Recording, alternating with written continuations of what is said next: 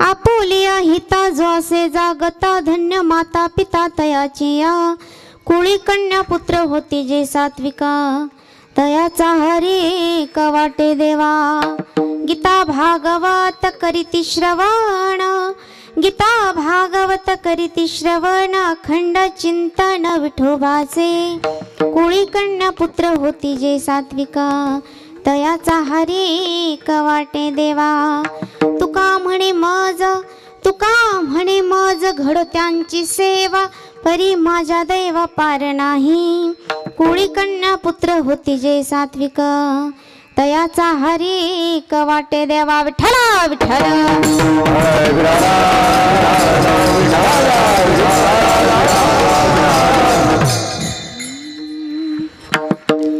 आधी करुण मनगणनाथा उमाशंकराच्या सुता चरणी ठेवून या माता साष्टांग दंडवत समचरण सरोजम सांद्रणीलंबुधाभम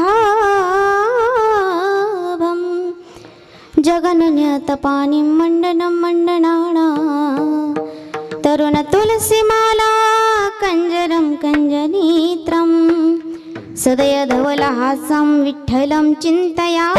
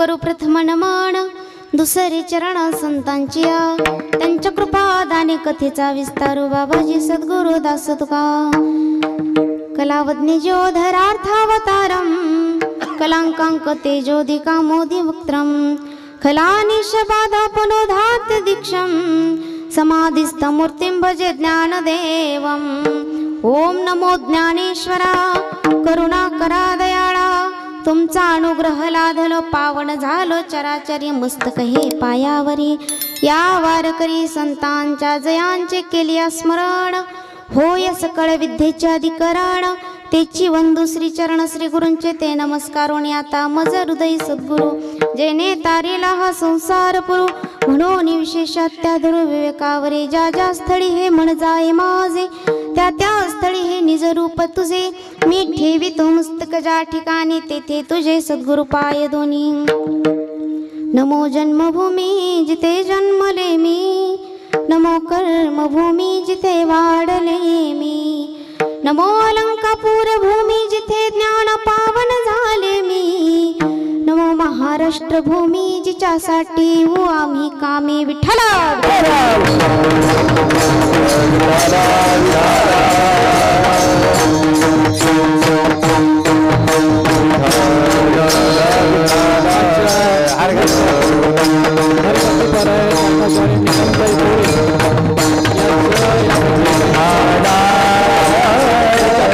Hare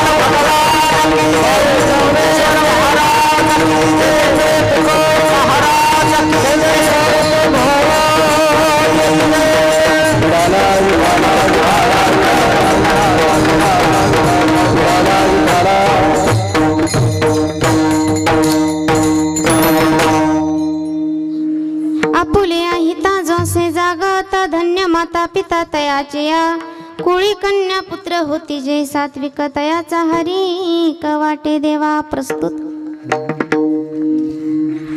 प्राप्त प्रसंगी प्राप्त स्थळी कर्तुम अन्यथा कर्तुम शक्तीने युक्त असणाऱ्या भगवान पंढरीधीश पांडुरंग परमात्म्याच्या सेवेकरता निवडलेला अभंग जगद्गुरु जगद्वंदनीय वैराग्याचे मूर्तिमंत पुतळे देहू निवासी पंचम वेद निर्माते, नुसते निर्मातेच नव्हे तर ते तळागाळापर्यंत पोहोचवणारे असे असणारे परमार्थिक प्राण श्रीमंत श्री संत जगद्गुरु तुकोबाराय यांचा 4 चरणांचा सर्वांच्या परिचयाचा असणारा अभंग आज आपण सेवेकरता घेतला. विठ्ठल विठ्ठल.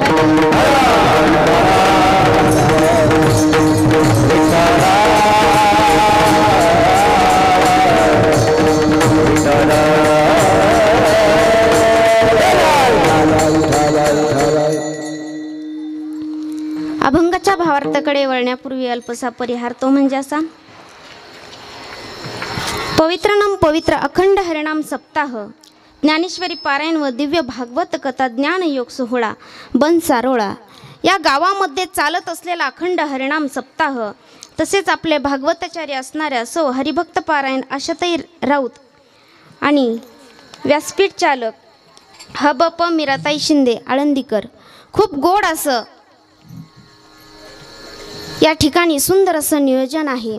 सुंदर असे गायनाचार्य आहेत, मृदंगाचार्य आहेत. तुम्ही सुंदर असे श्रोते मंडळी या ठिकाणी बसलेले आहेत. खरं सांगायचं झालं तर कीर्तनकार ही एक इमारत आहे आणि आजूबाजूचे जे आहेत ते एक स्ट्रॉंग पिलर आहेत. जर एखादाही स्ट्रॉंग पिलर डॅमेज झाला तर कीर्तनकाराला तडा जाण्याची शक्यता आहे. म्हणून एवढे सुंदर सगळे मंडळी या ठिकाणी उपस्थित आहेत. मी सर्वांचे आभारी आणि कीर्तनाला सुरुवात. विठ्ठल विठ्ठल.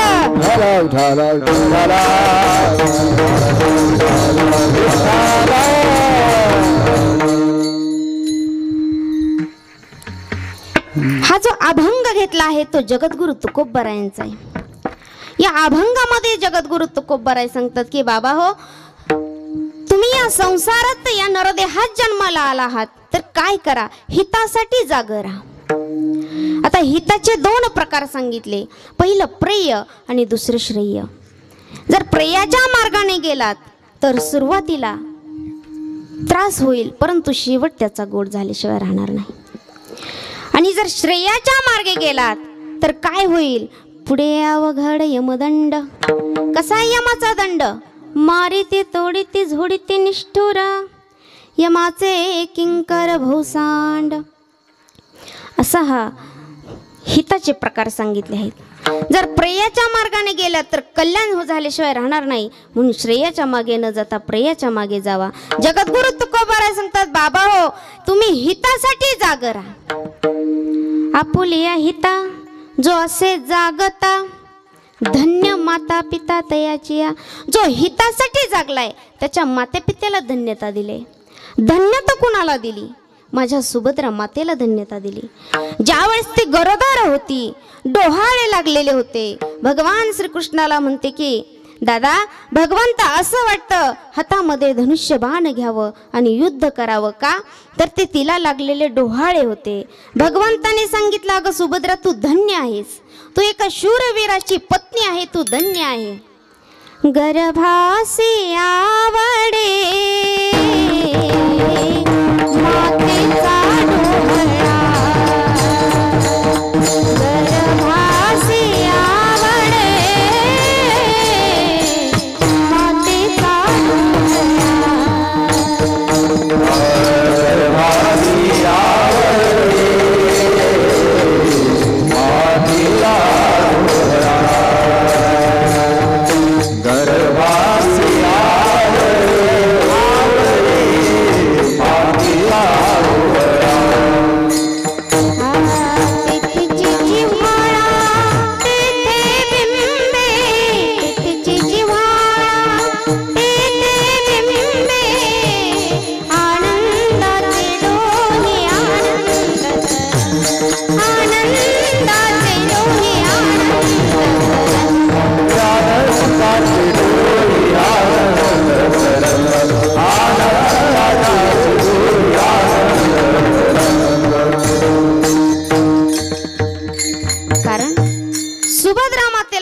म्हटलंय, तिच्या गर्भामध्ये जो शूरवीर वाढत होता, तिला असं वाटायचं की आपण हातामध्ये धनुष्यबाण घ्यावं आणि युद्ध करावं.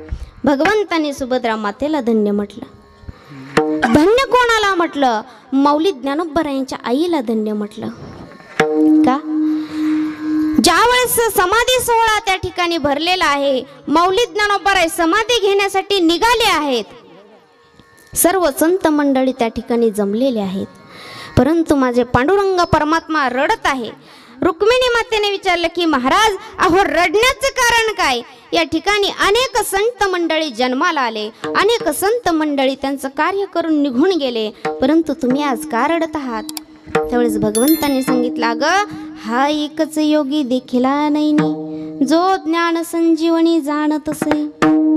असं म्हटल्यानंतर रुक्मिणी माता ही रडू लागल्या. भगवंताने सांगितलं, अगं रुक्मिणी, मी रडत आहे का? तर माझा प्राण आहे, सखा आहे, सोयरा आहे, सर्व काही माऊली माझे आहेत, परंतु तुझं रडण्याचं कारण काय? त्यावेळेस रुक्मिणी मातेने सांगितले की अहो मालक, या ज्ञान योग्याला जन्म देणारी माय माऊली किती धन्य असेल, तिच्यासाठी मी रडते. विठ्ठल विठ्ठल.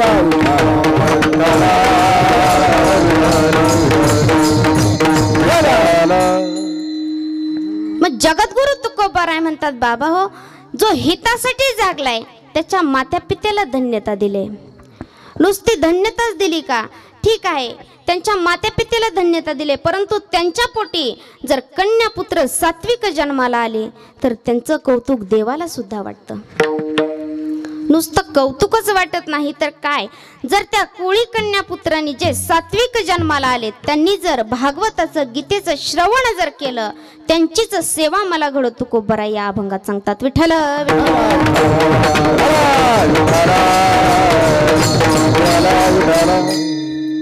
तर हितासाठी कोण जागलं? शिवछत्रपती शिवाजीराजे. अहो स्वतःच्या हिताचा विचार न करता समाजाच्या हिताचा विचार केला. असे असणारे शिवछत्रपती शिवाजीराजे त्यांच्या माते पित्याला धन्यता दिली. का? तर धन्य माता आणि नंतर पिता म्हटले. मातेला का महत्व दिलं? स्वामी तिनी जगाचा आई विना भिकारी. त्या आईशिवाय भिकारी आहे. तिन्ही जगाचा राजा असला ना तरी आईशिवाय भिकारी आहे. म्हणून प्रथमतः मातेला धन्यता दिले. कोणाला धन्य म्हटलंय? माझ्या गोनाई मातेला धन्यता म्हटले. अहो दिवाळीचा सण होता, नामदेव महाराज झोपलेले होते. नामदेव महाराज झोपलेले होते. गोनाई माते घरामध्ये जाते आणि नामदेव महाराजांना उठवते. उठ उठ नामदेवा, अरे किती झोपशील, सण दिवाळीचा आज आहे पहिली आंघोळ. तेल सुगंधी लावून छान मालिश करीन, मग उठणे चोळून तुला आंघोळ घालीन. नामदेव महाराज उठतात आणि नामदेव महाराज गोनाई मातेला म्हणतात, आई माझ्या बरोबर विठ्ठलाला आंघोळ घालशील का ग? आहे पोर का बिचारा, त्याला नाही की गाई, तिचा चेहराही कसा त्याला माहीतही नाही. गोनाई माता म्हणते, अरे काळ्या विठ्ठला वाचून तुला सुचते का काही? कधी आई हाक तुझ्या ओठी येत नाही. गोनाई माता म्हणतात, ठीक आहे, नको लाडी गोडी लावू, स्नान घरात जाता मी आले पाठोपाठ पाणी कडक तापता. गोनाई माता स्नान घरामध्ये जातात. परंतु नामदेव महाराजांना पांडुरंग परमात्म्याचं ध्यान होतं. तसे धावत पळत नामदेव महाराज मंदिरामध्ये जातात.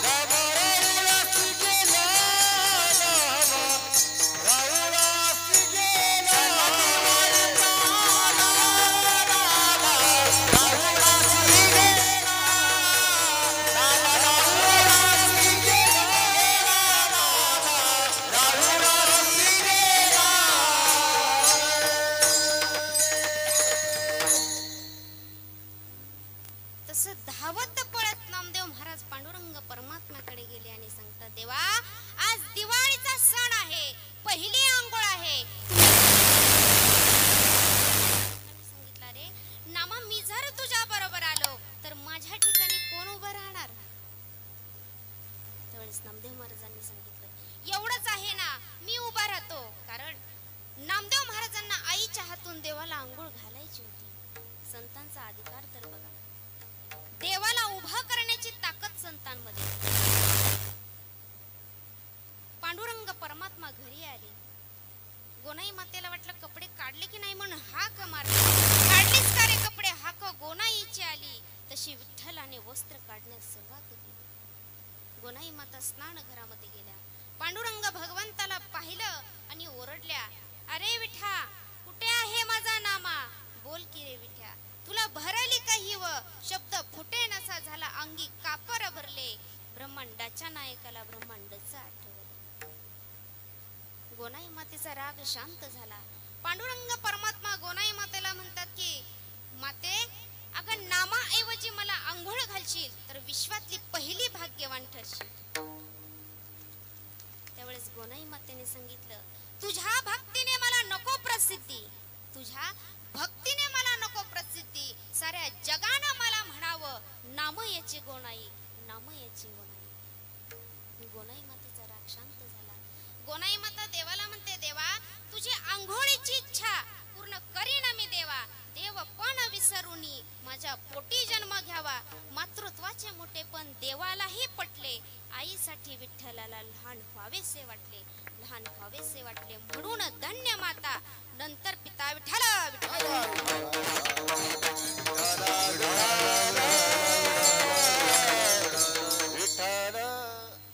मग कोणत्या माते पितेला धन्यता दिली? जी हितासाठी जागले.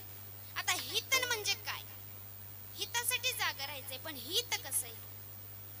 हित ते करावे देवाचे चित्तेने, हित ते करावे देवाचे चित्तेने, हित ते करावे देवाचे चित्तेने, हित ते करावे देवाचे चित्तेने,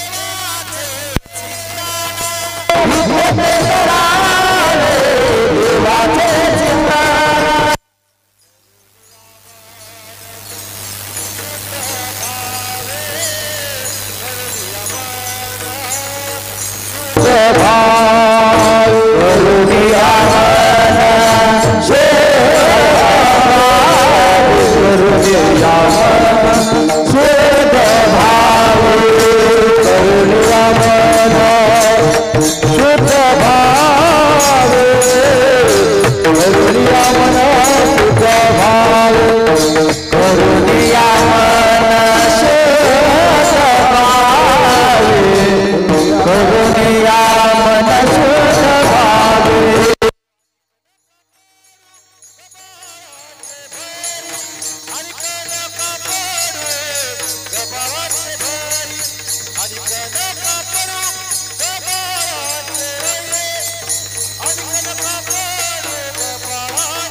करावे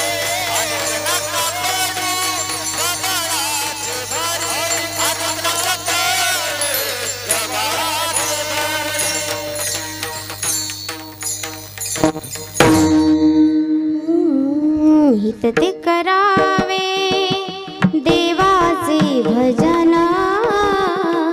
करुनिया मान शुद्ध भावे. हित म्हणजे काय तर भगवंताचं चिंतन, शुद्ध भाव अंतकरणातून त्या देवाला स्मरण करायचंय, त्याचं चिंतन करायचंय. शुद्ध भाव अंतकरणातून देवाला काहीही द्या, ते तो आवडीने घेतो. पत्र पत्रं पुष्पं फलं तोयं यो मे भक्त्या प्रयच्छति तदहं भक्त्युपहरोत् मश्नामि प्रयतात्मनः. फक्त अंतकरण शुद्ध हवं, मन आपलं शुद्ध हवं. अहो तुम्ही आता कीर्तनात बसला आहात, परंतु तुमचं मन सैरावैरा भटकत आहे. या मनाला ताब्यात करायचंय. आपण तीर्थयात्रेला जा, कुठेही जा, जर मन जर सोबत नसेल तर ते व्यर्थ आहे. त्रिवेणी संगमी नाना तीर्थे भ्रमी चित्त नाही नामी तरी ते व्यर्थ. ते व्यर्थ आहे. म्हणून आपल्या मनाला आपल्या ताब्यात ठेवायचंय. आता तुम्ही म्हणाल ताब्यात ठेवायचं म्हणजे काय करायचं? जसं की सुंदर असा लग्न मंडपाचा सोहळा आहे. लग्न मंडप त्या ठिकाणी टाकलेला आहे. लग्नात नवरदेव आहे, नवरी आहे. लग्न मंडपात नवरदेवाच्या आई वडील असले तरी चालतात, नसले तरी चालतात. आई नवरीच्या आई असले तरी चालतात, नसली तरी चालते. मामा मामी असल्या तरी चालतात, नसल्या तरी. त्यांच्या बहिणी मेहुण्या असल्या तरी चालतात, नसल्या तरी. गुलाबजामची पंगत असली तरी चालते, नसले तरी. लग्नात नवरदेव असला तरी चालतो, नसले तरी चालतात का? जसं की लग्न मंडपामध्ये नवरदेव महत्वाचा आहे, तसं या परमार्थामध्ये मन महत्वाचं आहे. म्हणून या मनाला आपल्या ताब्यात घ्यायचं आहे. अहो एक व्यक्ती शेतकरी सुंदर असं त्या शेतामध्ये हापूस आंबा लावलेला आहे. त्या हापूस आंब्याला पाड आलेला आहे आणि त्या आंब्याला कडेने कुंपण घातलेलं आहे. परंतु जो व्यक्ती रस्त्याने जात होता त्याच्या मनाला वाटलं अरे आपण हा आंबा खावा, त्याची चव घ्यावी. त्याने काय केलं? कुंपण घातलेलं होतं तरी देखील उडी मारून आत गेला. आतमध्ये गेल्यानंतर हातामध्ये दगड घेतला. दगड मारल्याबरोबर 2 आंबे पडले. आता विचार करा, तिथपर्यंत जाण्याचा विचार कोणाचा होता? पायाने नेलं तिथपर्यंत, परंतु आंबा तोडला हाताने, खाल्ला तोंडाने, चव घेतली जिभेने, परंतु समाधान वाटलं मनाला. तेवढ्यात शेतकरी आला. त्या बिचाऱ्या पाटीने काय केलं होतं? तिने खाल्लाही नव्हता, चवही घेतली नव्हती, तरी देखील लाल व्हावं लागलं. म्हणून जसं आपलं मन ताब्यात ठेवायचंय आणि शुद्ध भावांतकरणातून त्या देवाचं स्मरण करायचंय. विठ्ठल विठ्ठल.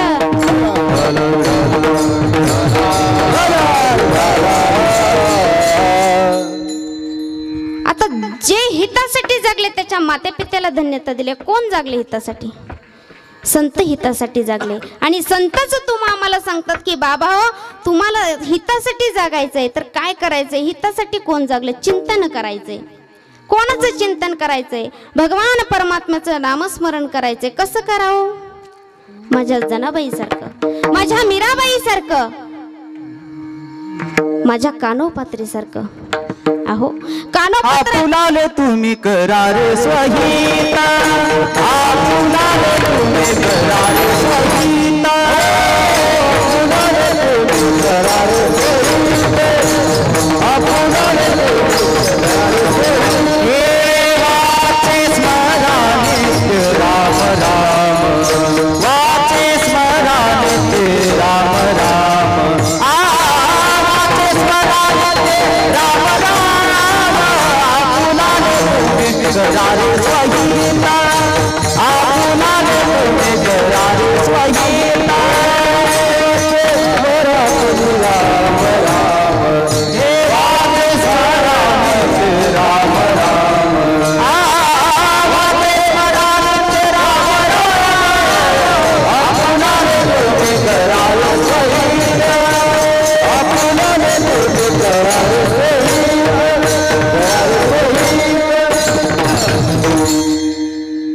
आपुलाले तुम्ही करारे स्वहित, वाचे स्मरा राम राम. या मुखातून भगवंताचं नामाचं स्मरण करायचं. कोणी केलं? माझ्या जनाबाईंनी, माझ्या मीराबाईंनी. अहो माझ्या जनाबाई तर अशा नामस्मरण करायच्या, अशा इतक्या सुंदर ओव्या गायच्या. सुंदर माझे जाते गे फिरते भौतुके, ओव्या गाव डबा जा गिरणीवर, उचल डबा जा गिरणीवर. एका मावशीच्या घरी जात होतं.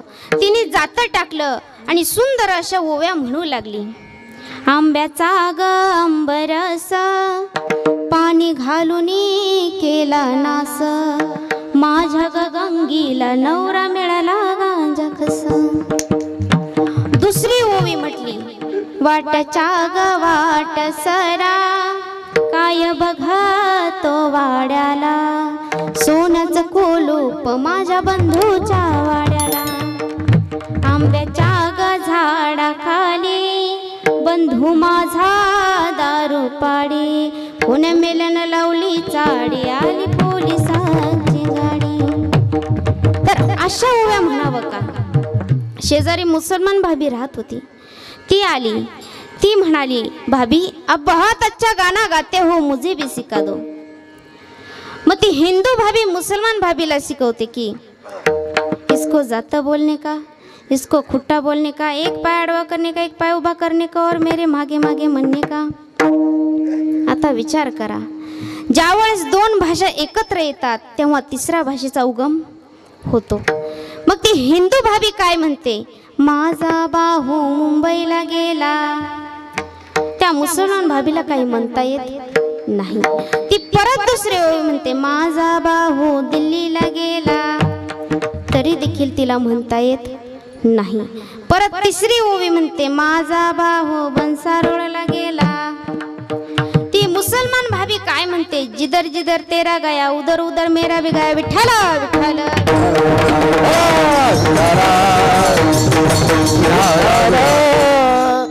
तर अशा ओव्या गावा का नाही? अहो त्या नामस्मरणाच्या जोरावर माझ्या जनाबाईंनी भगवंताला हृदयात कोंडून ठेवलं होतं. कसं कोंडलं होतं?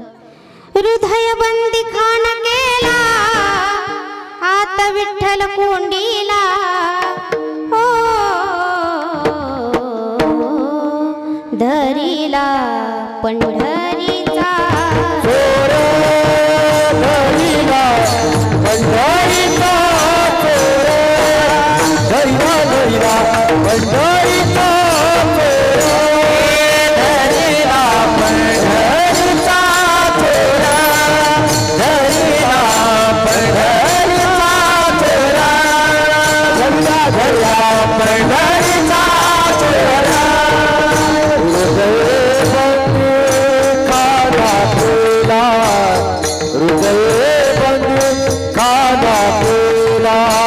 हृदय बंद खाना केला, हात विठ्ठल कोंडीला, हृदय बंद खाना केला, हात विठ्ठल कोंडीला.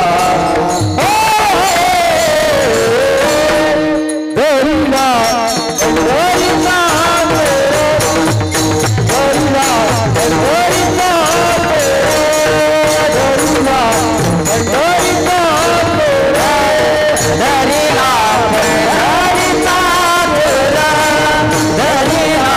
पंढरीचा, धरीला पंढरीचा,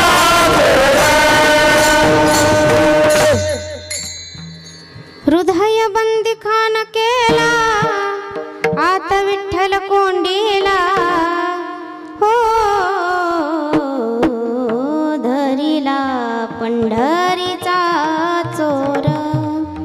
असं त्या भगवंताला हृदयरूपी मंदिरात माझ्या जनाबाई महाराजांनी कोंडून ठेवलं होतं. त्यांच्या माता पित्याला तुकोबारायांनी धन्यता दिली. धन्य कोणाला म्हटलंय? माझ्या सौता महाराजांच्या माता पित्याला धन्यता म्हटली. धन्य त्यांची माता, धन्य त्यांचा पिता, साठविला दाता त्रैलोक्याचा, सावता सागर प्रेमाचे आगार. जगद्गुरु तुकोबाराय म्हणतात की अशा संतांच्या, अशा माता पित्याला धन्यता दिले. कुणाला? जो हितासाठी जागलाय त्याच्या माता पित्याला धन्यता दिले. अभंगाच्या पहिल्या आपुलिया हिता जुवासी जागता, आपुलिया हिता हिता जुवासी जागता, आपुलिया हिता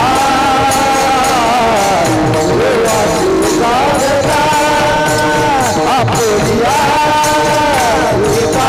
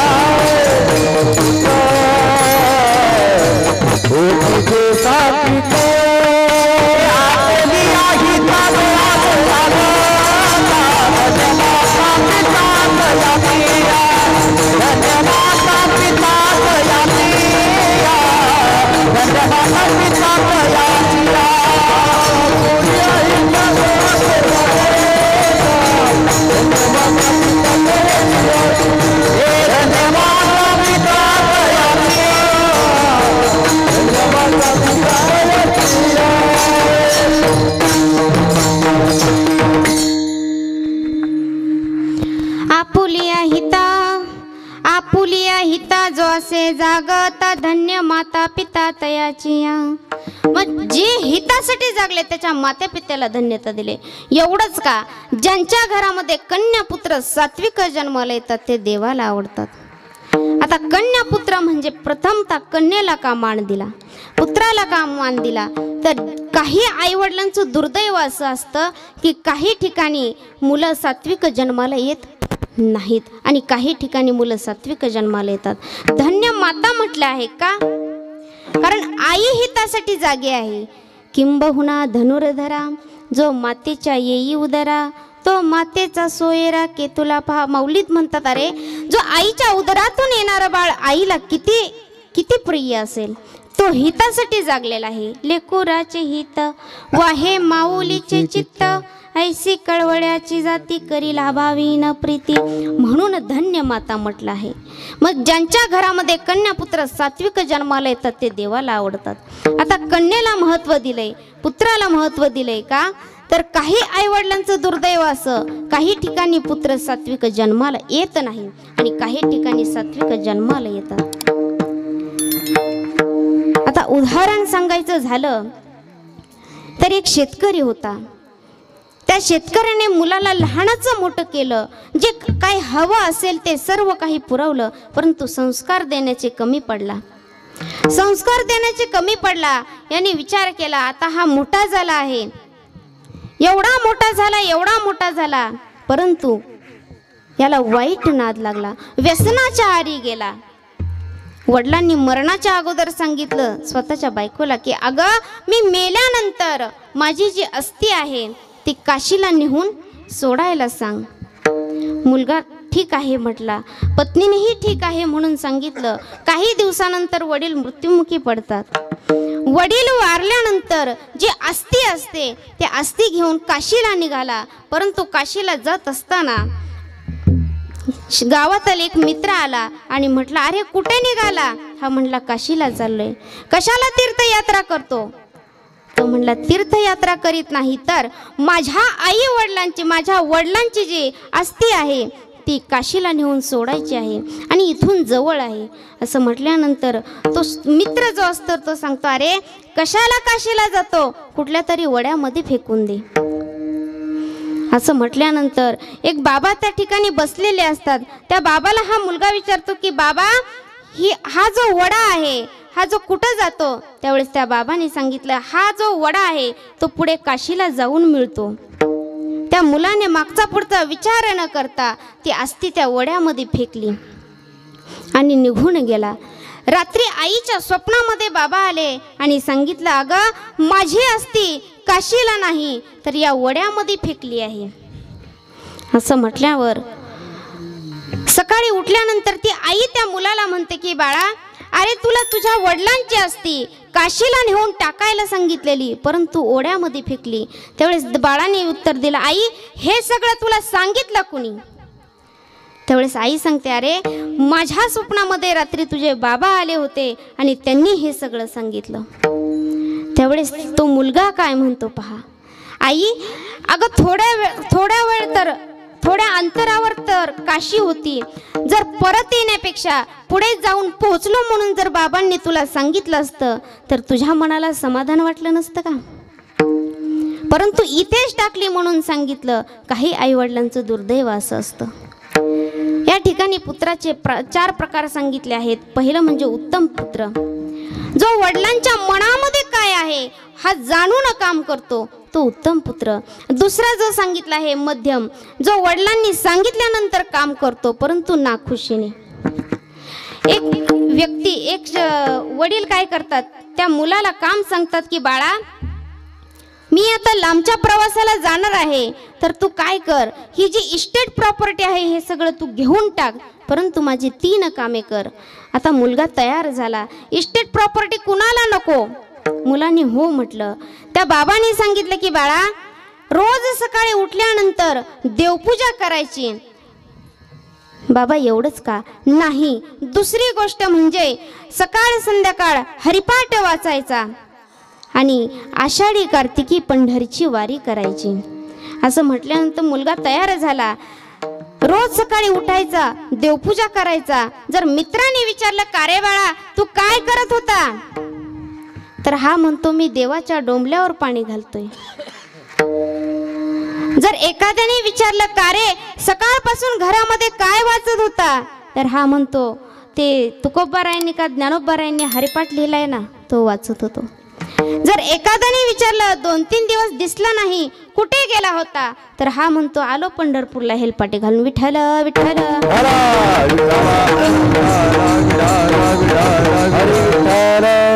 तर काही मुलं अशी असतात. तिसरा जो प्रकार सांगितला आहे तो असं की वडिलांनी सांगितल्यानंतरही काम करीत नाही.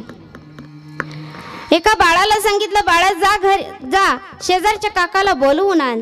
तेव्हा हा बाळा म्हणतो की आई बाबा, जर त्यांच्या घरी कुत्रा असेल तर, नाही बाळा कुत्र, ते सुटलं तर, नाही बांधलेलं आहे, ते मला चावलं तर, तू जाऊच नको, घरीच बस, विठ्ठल विठ्ठल. तर जगद्गुरु तुकोबाराय म्हणतात, असे पुत्र नाही तर कसे जे सात्विक जन्माला येतात. ते अभंगाच्या दुसऱ्या चरणात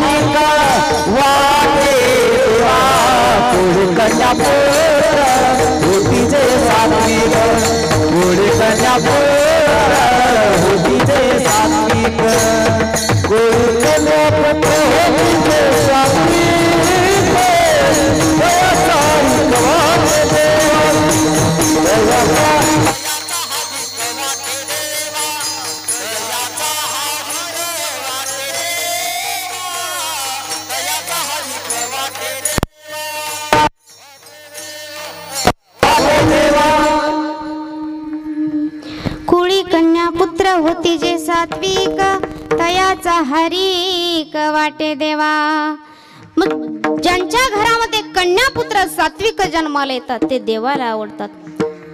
आता संतांचं वर्णन करायचं म्हटलं तर नाथ महाराजांचं, त्यांच्या मातेपितेला संतांनी तुकोबारायांनी धन्यता दिली, जो हितासाठी जागला त्याच्या. काही आपण या नरदेहात आलो आहोत, आपण या संसारात आलो आहोत. हा संसार भवसागर, संसाररूपी भवसागर आपल्याला तरुण जायचं आहे. तर काय करायचंय? भगवंताचं नामस्मरण करायचंय. संसार सफल कोणाकोणाचा झाला, परमार्थ असफल कोणाचा झाला, तर माझ्या हिरण्यकशिपूचा संसार सफल झाला.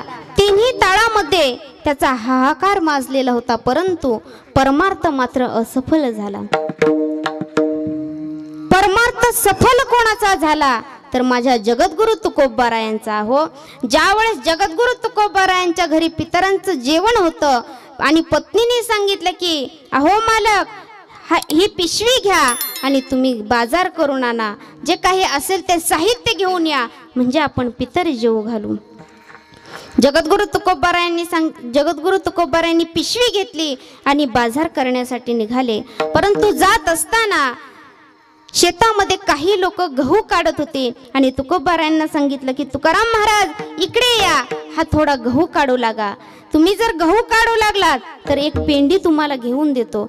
असं म्हटल्यानंतर तुकोबाराय त्या ठिकाणी थांबले आणि गहू काढू लागले. आता जिजामाता घरी विचार करतात, अजून कसे मालक आले नाहीत. पांडुरंग परमात्म्याला काळजी वाटली. भगवंताने तुकोबारायचं रूप धारण केलं आणि हातामध्ये पिशव्या भरून बाजार करून आपल्या पत्नीच्या अवलीच्या हातामध्ये दिलं आणि सांगितलं, घाल पितर जेवू. संध्याकाळची वेळ झाली. गहू कापायचा झाला. गव्हाची एक पेंडी घेऊन जगद्गुरु तुकोबाराय घरी आले. तुकोबारायांनी सांगितलं, अवली हे घे गव्हाची पेंडी, भरड कण्या आणि पितरी जेवू घाल. असं म्हटल्यावर अवली विचार करते, अहो मालक, दुपारीच पितर जेवू घातले. जगद्गुरु तुकोबारायांना कळालं, अरे या भगवंत पांडुरंग परमात्म्याने आपल्या घरी येऊन बाजार करून दिला. किती संतांचा अधिकार. अहो ज्यावेळेस जगद्गुरु तुकोबाराय एका शेतकऱ्याने एका विठ्ठल विठ्ठल त्या पाटलाने शेतातली ज्वारी राखण्यासाठी सांगितली होती. त्यावेळेस माझे जगद्गुरु तुकोबाराय त्या ठिकाणी राखण्यासाठी गेले. जगद्गुरु तुकोबारायांना वाटलं राखायची म्हणजे काय, तर पशु पक्ष्यांना खाऊ घालायची. आजूबाजूच्या शेतावरचे सर्व काही पशु पक्षी त्या ठिकाणी बोलवून घेतले.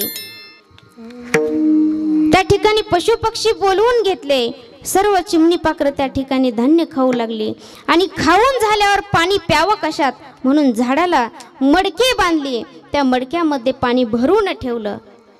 पाणी भरून ठेवल्यानंतर त्या पाखरांना सांगितलं की हे बघा, उद्या तुमचे सहकुटुंब सहपरिवार जे काही पाहुणे रावळे असतील ते सगळेजण तुम्ही घेऊन इकडे या. दुसऱ्या दिवशी सगळे चिमणी पाखरं त्या ठिकाणी आलेले आहेत. जगद्गुरु तुकोबारायांचं सुंदर असं भजन चालू आहे. किती सुंदर भजन चालू आहे का, तर ते झाडं झुडपं पशु पक्षी सुद्धा भजन करत आहेत. एवढं सुंदर भजन चालू आहे. जगद्गुरु तुकोबाराय म्हणतात, ही जी झाडं झुडपं आहेत, ही जी पशु पक्षी आहेत ते माझे कोण आहेत, तर सखे सोयरे आहेत. वृक्षवल्ली आम्हा सोयरी वरचरी, वृक्षवल्ली आम्हा सोयरी वरचरी, वृक्षवल्ली आम्हा सोयरी वरचरी, वृक्षवल्ली आम्हा सोयरी वरचरी, वृक्षवल्ली आम्हा सोयरी वरचरी, वृक्षवल्ली आम्हा सोयरी वरचरी, वृक्षवल्ली आम्हा सोयरी वनचरी, वृक्षवल्ली आम्हा सोयरी वनचरी. सुस्वरे आळवेती पक्षी, सुस्वरे आळवेती, वृक्षवल्ली आम्हा सोयरी वनचरी, वृक्षवल्ली आम्हा सोयरी वनचरी. सुस्वरे आळवेती पक्षी, सुस्वरे आळवेती, वृक्षवल्ली आम्हा सोयरी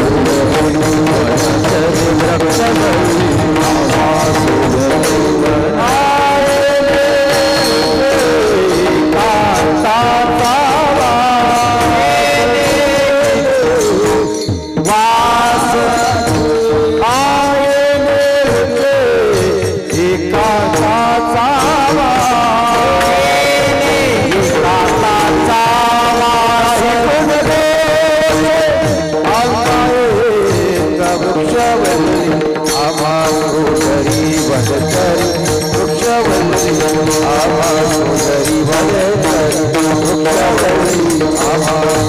सोयरी वनचरी.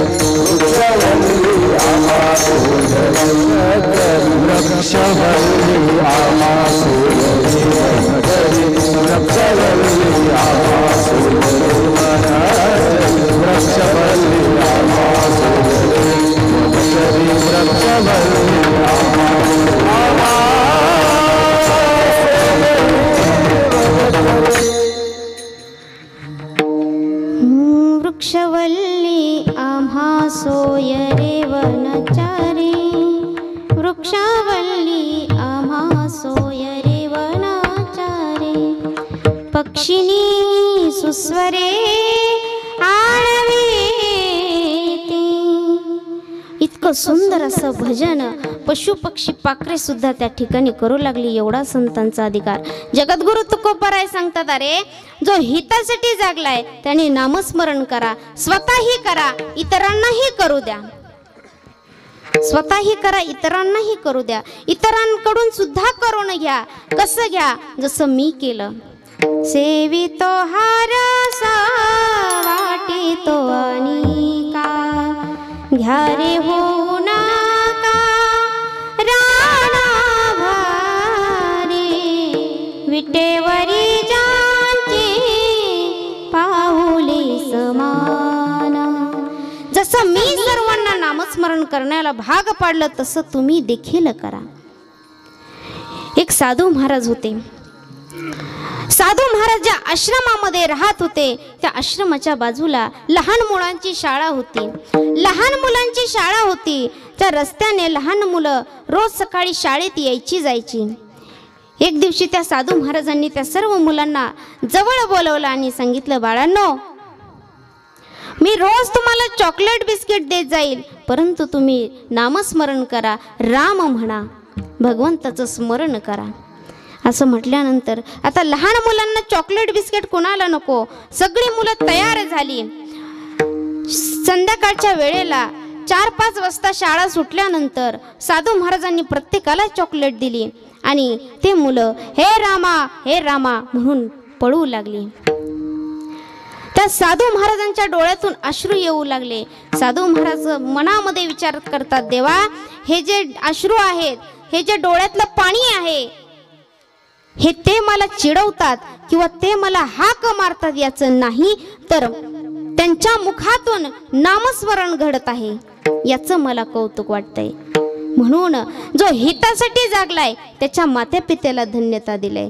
ज्यांच्या घरामध्ये कन्यापुत्र सात्विक जन्माला आलेत त्यांचं कौतुक देवाला वाटतं. आणि जे कन्यापुत्र सात्विक जन्माला आलेत त्यांनी काय करावं? अभंगाच्या 3ऱ्या चरणात भागवत करीती श्रवणा, गीता भागवत करीती श्रवणा, गीता भागवत करीती श्रवणा, गीता भागवत करीती श्रवणा,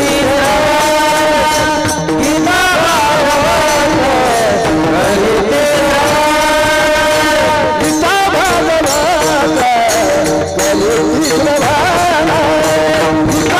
भागवत करीती श्रवणा.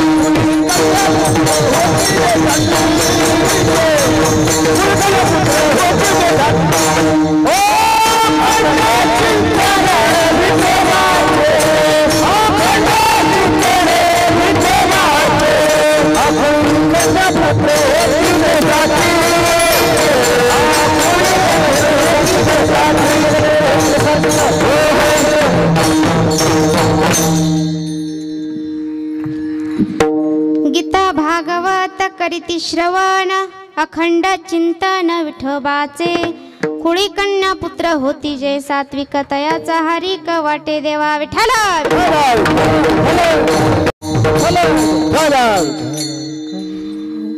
तर ज्यांच्या घरात कन्या पुत्र सात्विक जन्माला आले ते देवाला आवडतं तुकोबाराय म्हणतात. आता यांचं या ठिकाणी नामस्मरण करायला सांगितलंय का? तर हितासाठी जागायचं म्हटल्यानंतर भगवंताचं नामस्मरण करायचंय. तुम्ही म्हणाल हितासाठी जागा म्हणता, मग आम्ही काय झोपलेला आहोत का? परंतु नाही, परमार्थामध्ये जागा राहायचंय आणि संसारामध्ये झोपलं तरी काही हरकत नाही. परंतु आपण चुकतोय, आपण परमार्थात झोपतोय आणि संसारात जागा राहतोय. काय करावं ह्याला? तर ज्या वेळेस ही वेळ माझ्या शबरी मातेवर आली, शबरी माता त्या ठिकाणी मातंग ऋषीच्या आश्रमामध्ये राहत होती. मातंग ऋषीच्या आश्रमामध्ये राहत असताना मातंग ऋषीने सांगितलं, शबरी, माझा अंतकाळ जवळ आला आहे आणि मी खूप लांबच्या प्रवासाला जाणार आहे. त्यामुळे तू काय कर, तर मी गेल्यानंतर फक्त आणि फक्त प्रभू श्री रामचंद्रांची सेवा कर, त्यांचं स्मरण कर. असं म्हटल्यानंतर शबरी माता तयार झाल्या. ठीक आहे. ज्यावेळेस ते मातंग ऋषी निघून गेले त्यावेळेस माझी शबरी माता काय करायची, आपल्या केसाने रस्ता झाडायची, बागेतून सुंदर अशी फुले गोळा करून आणायची. का? तर माझ्या प्रभूंचे पाय कोमल आहेत, त्यांच्या पायाला खडा ऋतू नये, काटा मोडू नये, म्हणून केसाने रस्ता झाडायची, सुंदर अशी फुलांनी रस्ता सजवायची आणि काय म्हणायची, जब मेरे राम जी का वन होगा, शबरी के कुटियों का पावन होगा. बागेतून गोड फळे आणायची आणि स्वतः चाखून बघायची आणि नंतर भगवंतासाठी ठेवायची. ज्यावेळेस प्रभू श्री रामचंद्र लक्ष्मण दादाला म्हणतात की अरे लक्ष्मणा, आपल्याला मातेला भेटायला जायचंय, त्यावेळेस लक्ष्मण दादा सांगतात की आपल्या तर या 3 माता आहेत, आता ही 4थी माता कोणती? त्यावेळेस रामदादा सांगतात की अरे या 3 मातेने फक्त 14 वर्ष वाट बघितली आणि ही जी माता आहे हिने जन्मोजन्मीची वाट पाहिली आहे, म्हणून त्या मातेला भेटायला जायचंय.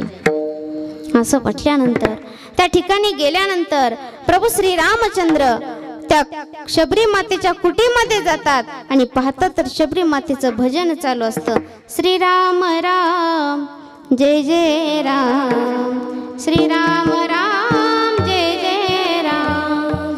ज्यावेळेस त्या ठिकाणी प्रभू श्री रामचंद्र जातात, शबरी मातेला भाणावर आणतात, तेव्हा शबरी माता म्हणते, देवा, मी असं म्हटलं होतं, तुम्ही आल्यानंतर मी हे करील ते करील, परंतु मला आता काहीही सुचत नाही.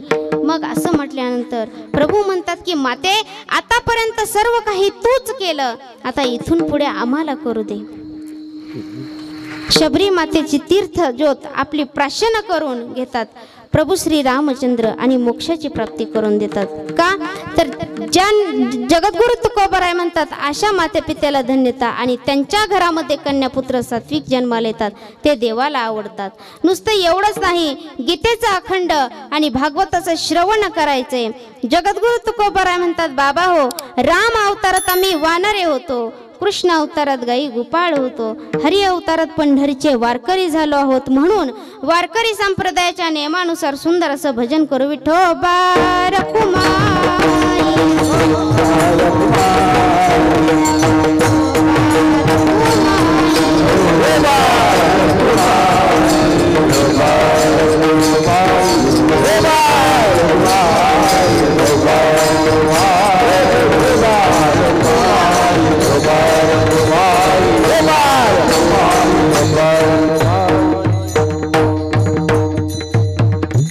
जाता जाता एवढंच सांगते, आई वडिलांची सेवा करा, स्त्रीगुण हत्या बंद करा, गोहत्या बंद करा.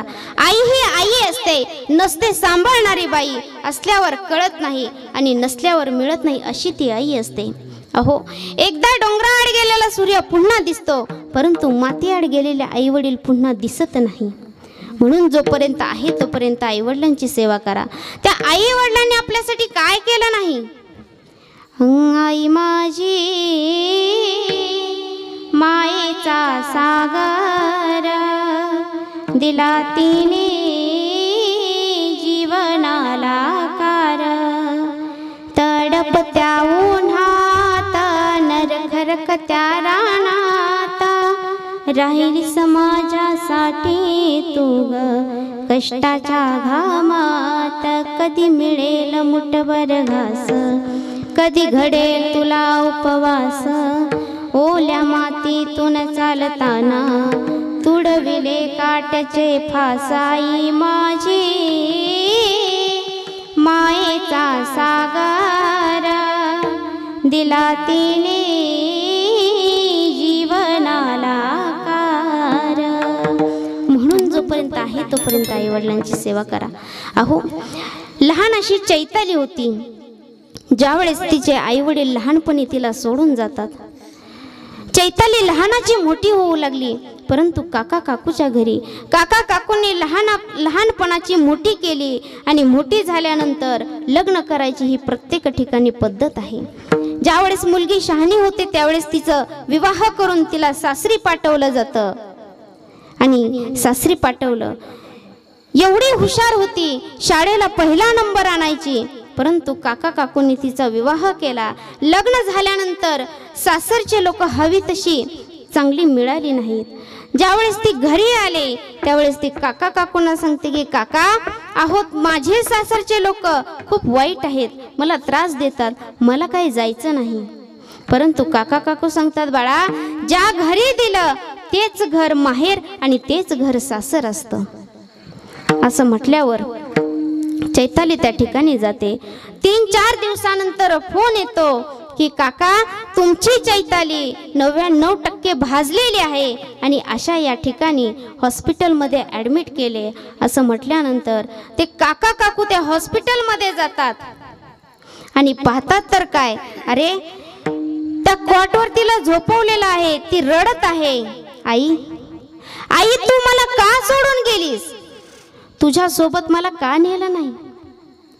आई, हा त्रास भोगण्यासाठी मला इथे ठेवलं का? कशाला गेली आई तू स्वर्गाला, कोण वागवेल तुझ्या या बाळाला? कशाला गेली आई तू स्वर्गाला, कोण वागवेल तुझ्या या बाळाला? कशाला गेली आई तू स्वर्गाला,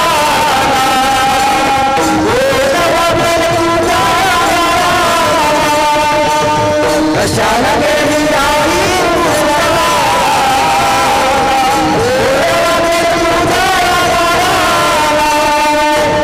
9 महिने आणि 9 दिवसाची वारी कशी तू केली, संकट तुझला आले असता पदराला बांधून नेले.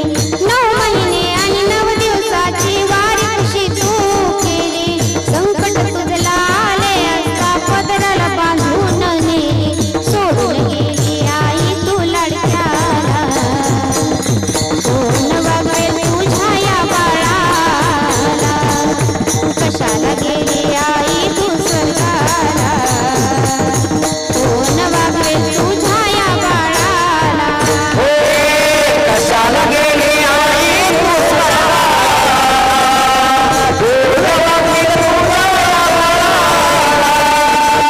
कशाला गेली आई तू स्वर्गाला.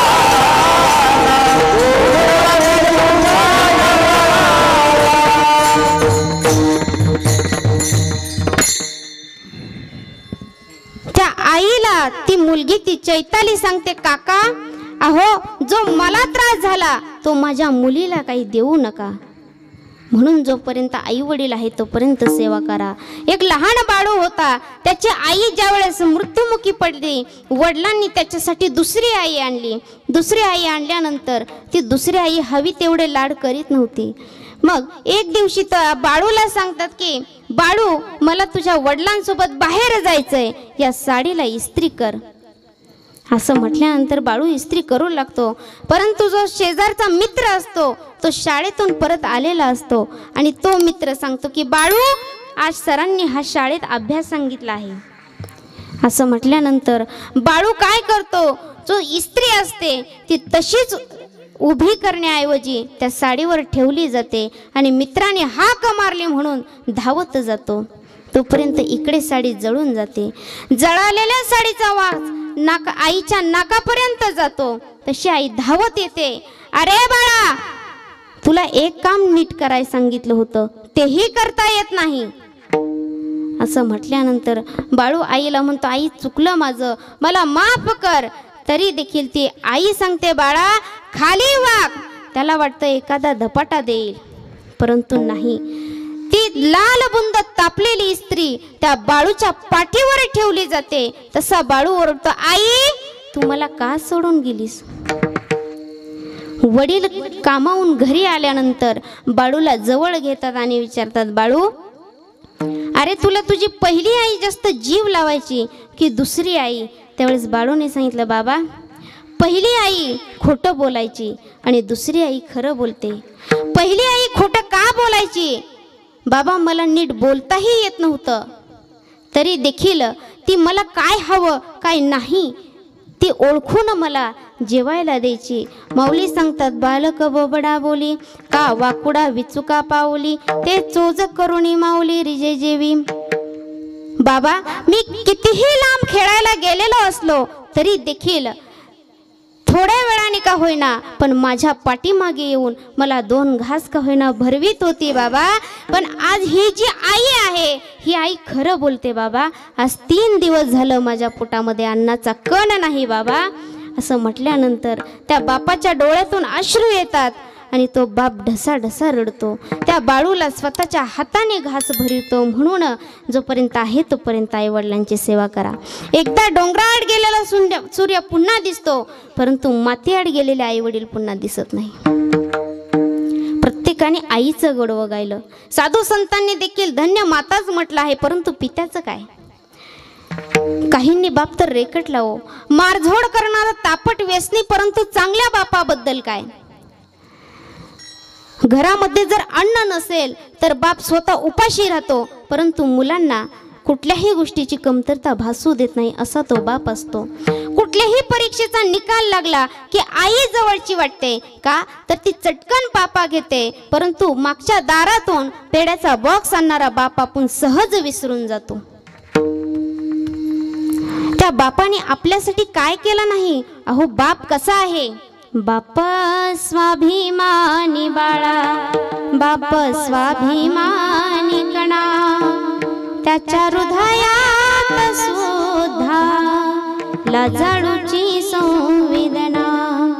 बाप घराचा तो पायाई कळस त्यावर, जेव्हा खचतो हा बाप कोसळते तेव्हा घर. बाप साठवी तो अश्रू फक्त एका क्षणासाठी, जन्मभराचे रडतो लेक जाताना सासरी. असा तो बाप असतो. तो बाप त्या बाळाला म्हणतो की अरे बाळा मी तुझ्यासाठी काय केलं नाही? मी तुझ्यासाठी जीवन जाळले रे बाळा, कुणी नाही पाणी पाजले. मी तुझ्यासाठी जीवन जाळले रे बाळा, कुणी नाही पाणी पाजले. तुझ्यासाठी जीवन जाळले रे बाळा, कुणी नाही पाणी पाजले. मी तुझ्यासाठी जीवन जाळले रे बाळा, कुणी नाही पाणी पाजले. माझ्या कुशीतला सुनी तू बाळा, माझ्या जीवनाचा बनलास का. माझ्या जीवनाचा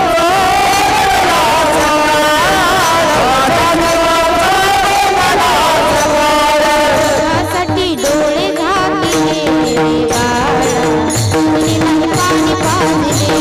मी तुझ्यासाठी जीवन जाळले रे बाळा, कुणी नाही पाणी पाजले.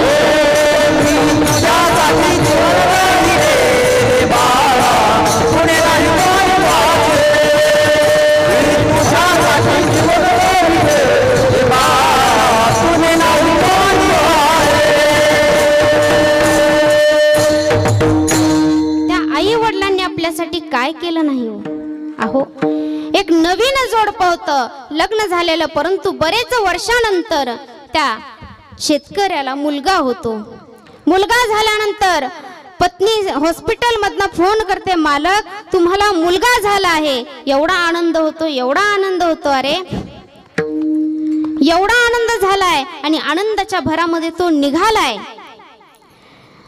जात असताना हायवे रोड ओढून ट्रक येतो आणि त्याला उडवलं जातं. ज्यावेळेस ही गोष्ट त्या पत्नीला कळते, काय करावं, रडावं का या 3 दिवसाच्या बाळाला बघावं. ती रडत आहे, देवा अरे मी तुझं काय केलं होतं. बरेच वर्ष माझी कुस पवित्र केली नव्हती, परंतु आता पवित्र केली आणि माझ्या कुंकाचा धनी नेलास देवा तू. माझ्या कुंकवाचा धनी आज गेला या सोडून, एकाएकी आली हवा, आज विझला मायेचा दिवा. काय करावं, परंतु रडावं तर या 3 दिवसाच्या बाळाला कुणी पाहावं. आई सर्व काही बाजूला ठेवते, त्या बाळूला लहानाचं मोठं करते. इंजिनियरला जायचं आहे, ऍडमिशन भरायचं आहे, परंतु 10 लाख रुपये पाहिजेत. आता कुठून आणावे. जे लग्नामध्ये केलेले दागिने होते ते सर्व दागिने सोनाराकडे घाण ठेवले. सांगितलं, अहो तुम्हाला हे लग्नामध्ये तुमच्या आवडीचे हे दागिने केले होते, परंतु तुम्ही ते आज घाण ठेवले. सांगितलं, खरा दागिना राहिला नाही, या दागिन्याचं काय करू. असं म्हटल्यानंतर 10 लाख रुपये देतात आणि त्या मुलाचं ऍडमिशन घेतात. मुलगा ऍडमिशन घेतो, इंजिनियर होतो, नोकरी लागते, छोकरी मिळते, परंतु या आईची आठवण मात्र विसरून जातो. म्हणून जोपर्यंत आहे तोपर्यंत आई वडिलांची सेवा करा. जगद्गुरु तुकोबराच्या वेळेस वैकुंठ गमनाला निघून गेले आणि ही गोष्ट माझ्या भागीरथीला कळाली. एवढी रडत आहे, एवढी रडत आहे. भागीरथीला कळाल्यानंतर जगद्गुरु तुकोबराय विचार करतात, अरे आपल्याला जावं लागेल.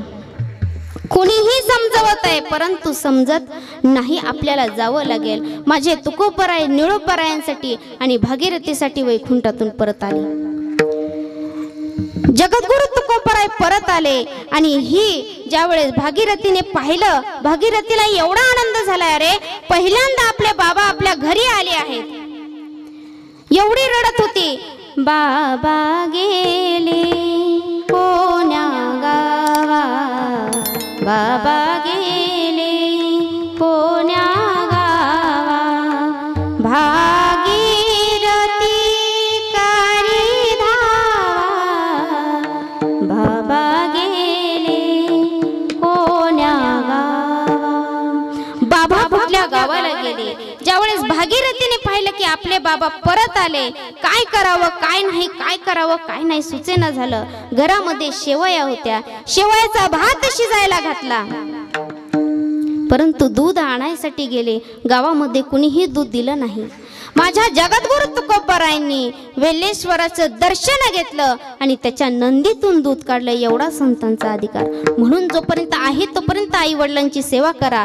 स्त्रीभ्रूण हत्या बंद करा. ती मुलगी गर्भातून कळवळा करते, आई मला मारू नको, मला हे जग बघायचं आहे.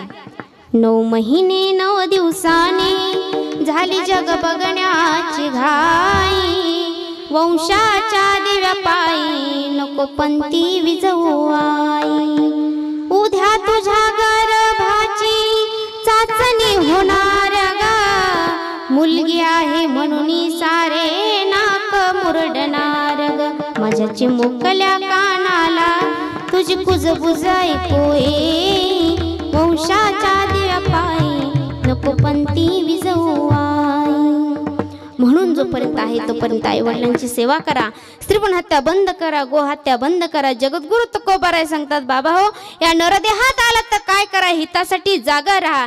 ज्यांच्या घरात कन्या पुत्र सात्विक जन्माला येतात ते देवाला आवडतात. एवढंच नाही तर गीतेचं भागवताचं श्रवण करणारे त्यांचीच सेवा मला घडो तुकोबराय या अभंगामध्ये सांगतात. त्यांची सेवा तुका मन माझा घडो, त्यांची सेवा तुका मन माझा घडताची सेवा, तुका मन माझा घडताची सेवा,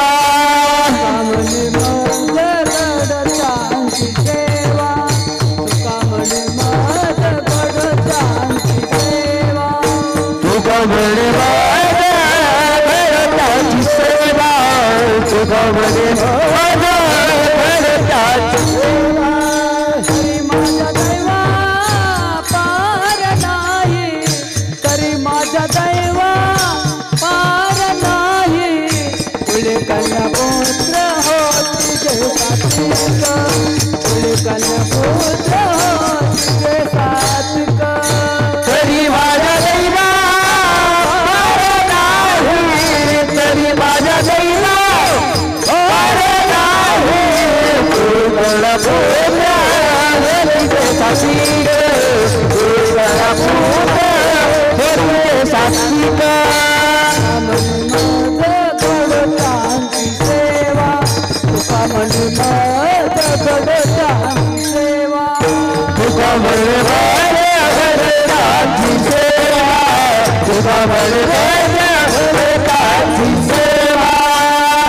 तर माझ्या दैवा पार नाही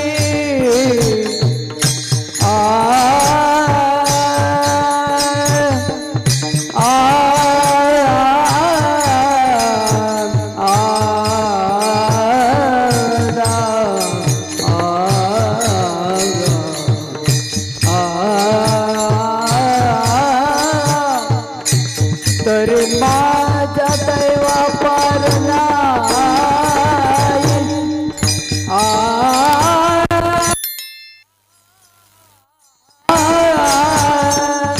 तरी माझ्या दैवा पार नाही तरी माझ्या दैवा पार नाही कुळगण्या बोट होती जे साथिक कुळगण्या बोट होती जे साथिक तरी माझ्या दैवा पार नाही तरी माझ्या दैवा पार नाही कुळगण्या बोट होती जे साथिक कुळगण्या बोट होती जे साथिक